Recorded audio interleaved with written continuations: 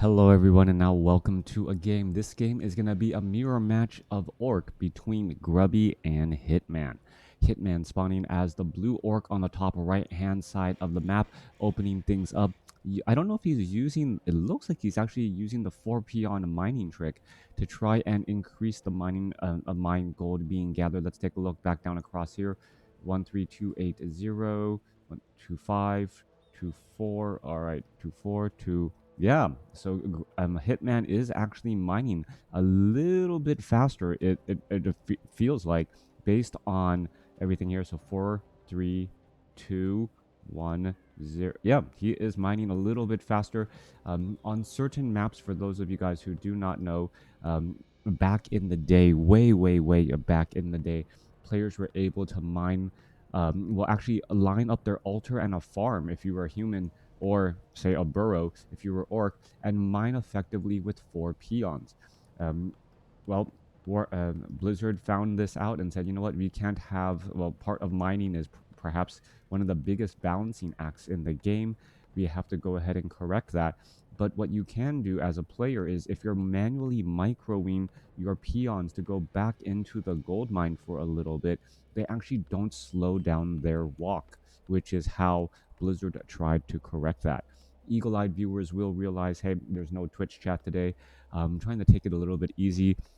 Just got back from a long trip, and I don't think I'm gonna try and really stream for a long amount of time. Just wanted to get in my morning routine in, get in a little bit of casting done, and then move on with the rest of my day.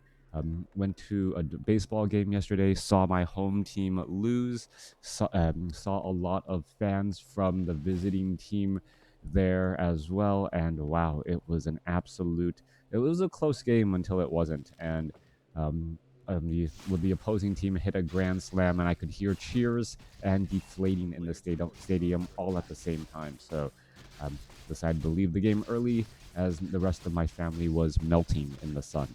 Anyways, coming back through, Grubby, well, opening things up with Spirit Wolves, going to clear out this Murloc creep camp, going to pick up some items. We are looking at Grubby with Headhunters. Meanwhile, no surprise here, we are looking at Hitman with Blade Master and Grunts.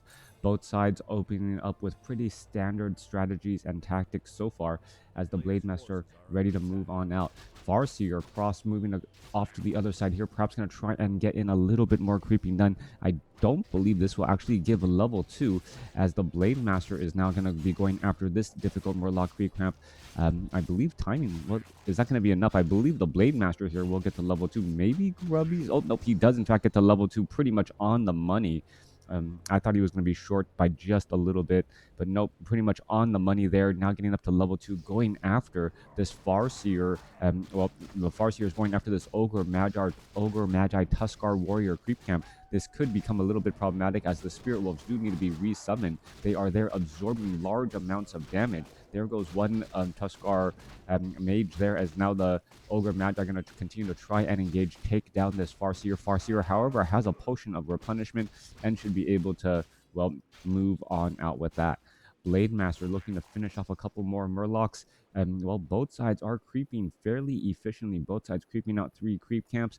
And now Grubby slightly with the lead, as another Grunt joins in on the battle. The Tuskar Trapper is the one with medium armor. Important to quickly try and take it down, as it still deals decent damage, while, well, taking more damage as well. Grunt now getting it focused down here. Farseer continuing to creep.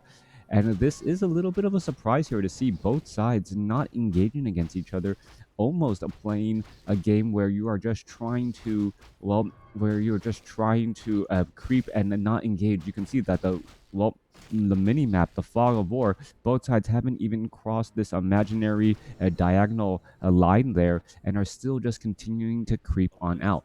Both sides, Blade Master is at level 3 as well. Farseer also at level 3.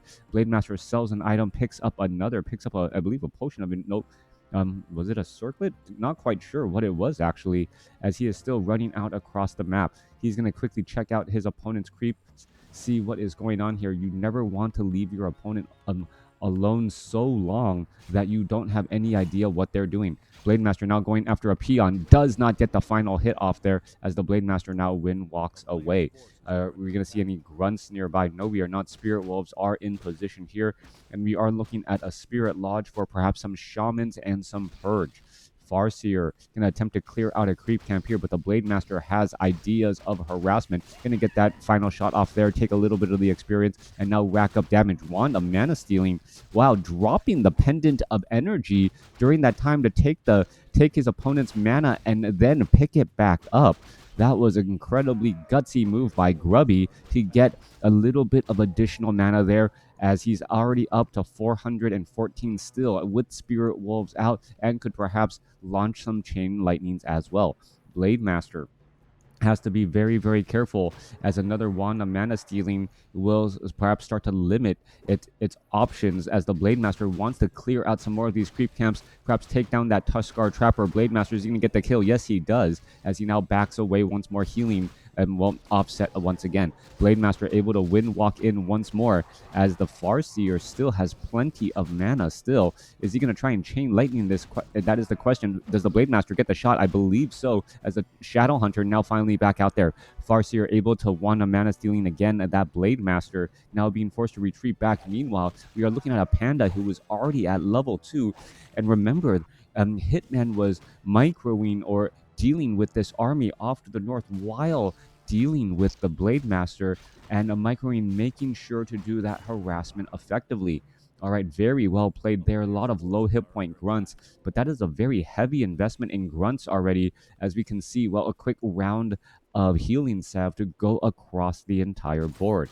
Blade Master still nearby enough. Does have a potion of lesser invulnerability, wanting to finish off that Warlord, but a Chain Lightning offsetting the timing there as healing wards were picked up. Blade Master going to find a low hit point Headhunter. There goes a Hex onto the Blade Master. Blade Master, well, turning into a little pig right there, as the Ice Troll able to, Trolls just disrupting the healing on that grunt. Purge going down onto the Farseer. Farseer getting stopped for a little bit. Breath of Fire across multiple units once again, and for some reason the Breath of Fire animation still does not load on my computer.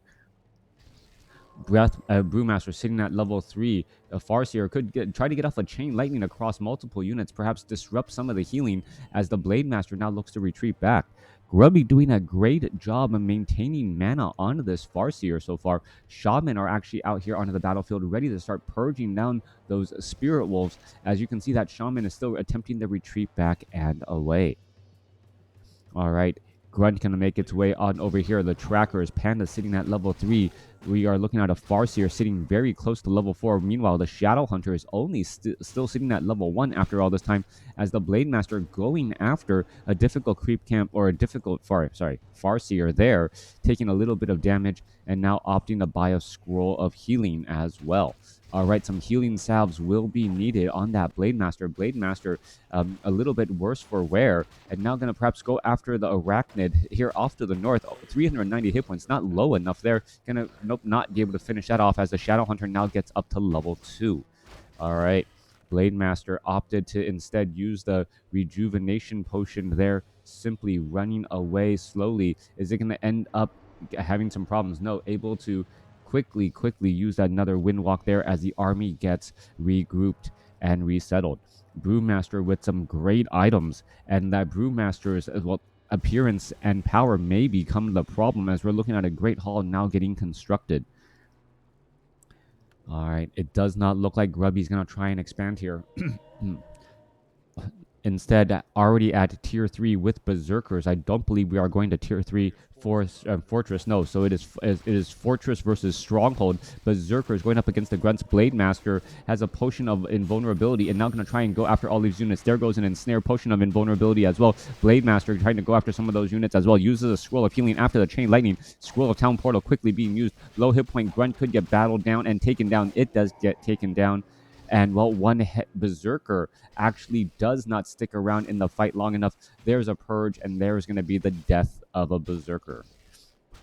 Death of a Troll seems like a play that would be, written in this modern day of the internet death of a troll. Meanwhile, back off to the north here, Great Hall, about what 1/3 of the way done.